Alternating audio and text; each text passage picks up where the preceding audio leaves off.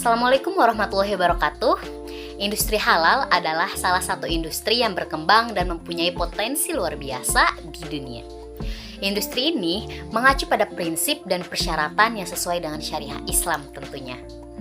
Terus, emang kenapa sih industri halal itu harus ada? Nah, munculnya industri halal sebenarnya bertujuan untuk memenuhi persyaratan produk dan layanan yang sesuai dengan syariat Islam. Uniknya, industri ini telah berkembang baik di negara-negara muslim dan non-muslim. Populasi muslim saja telah mencapai 24,7% dari total penduduk global dan jumlah tersebut tentunya akan terus meningkat menjadi 30% pada tahun 2050. Realita tersebut menunjukkan bahwa industri halal diyakini dapat memiliki kesempatan yang lebih besar di masa mendatang karena pangsa pasar yang makin meluas. Hal ini dapat disimpulkan bahwa permintaan terhadap produk industri halal akan terus meningkat. Fakta-fakta ini menunjukkan bahwa industri halal mempunyai peluang dan prospek yang sangat layak untuk dikembangkan.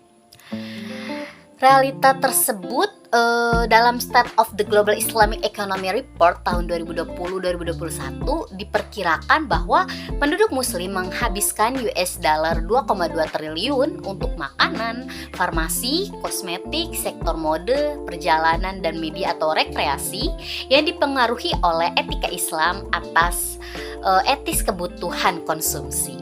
Pengeluaran ini tumbuh 3,2% dari tahun 2018 dan diperkirakan mencapai $2,4 triliun pada tahun 2024. Nah, potensi permintaan produk halal tersebut akan semakin besar, semakin jalannya dan semakin luasnya kesadaran konsumen bahwa istilah halal bukan hanya merupakan tuntutan ketaatan dalam beragama, tetapi juga identik dengan produk yang memiliki kualitas yang lebih baik dan berdampak positif bagi masyarakat luas. Nah, kondisi ini tentunya merupakan peluang yang sangat besar bagi produsen penduduk halal. Permintaan yang besar tersebut menuntut untuk berlomba menyediakan produk yang tidak hanya berkualitas tinggi, tapi juga sesuai dengan tuntutan syariah Islam. Nah, kalau di Indonesia sendiri, peluang buat ekspor produk halalnya gimana ya?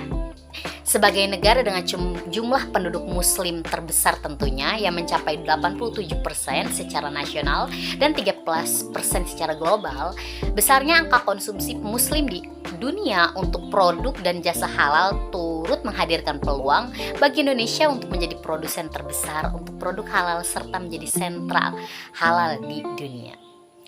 Nah, potensi pasar produk halal dalam negeri sangatlah besar.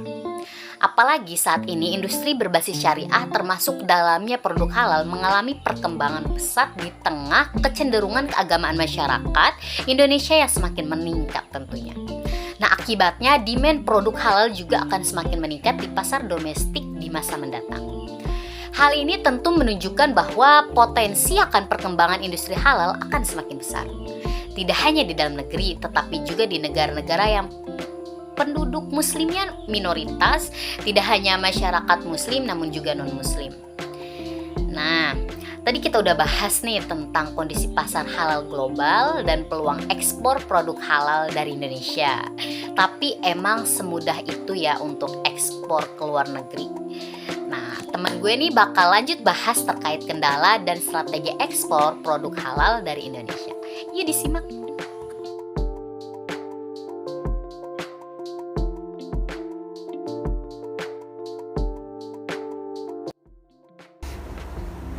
Halo, nah sekarang teman-teman semua udah pada tahu kan tentang peluang dari kegiatan ekspor produk halal dari Indonesia. Nah, sekarang aku akan ngebahas tentang strategi dan kendala dari kegiatan ekspor produk halal yang ada di Indonesia supaya teman-teman semua juga makin yakin untuk mendukung kegiatan ekspor produk halal. Ada beberapa kendala yang kerap dialami dalam pengembangan produk halal. Yang pertama, dari aspek marketing and market access for halal product, di mana ITPC atau Indonesia Trade Promotion Center masih belum optimal dibandingkan dengan besarnya pasar negara tujuan ekspor potensial. Kemudian, rendahnya kemampuan UKM dalam menganalisis market trend di negara-negara tujuan ekspor produk halal. Yang kedua, dari aspek halal product, production process, and technology, di mana sebagian produk ekspor UKM halal masih belum memilih produk-produk yang memiliki keunikan, khususnya yang memiliki keunggulan komparatif, program pendampingan yang belum sesuai dengan kebutuhan UKM ekspor, dan biaya logistik yang tinggi untuk mendistribusikan produk ekspor.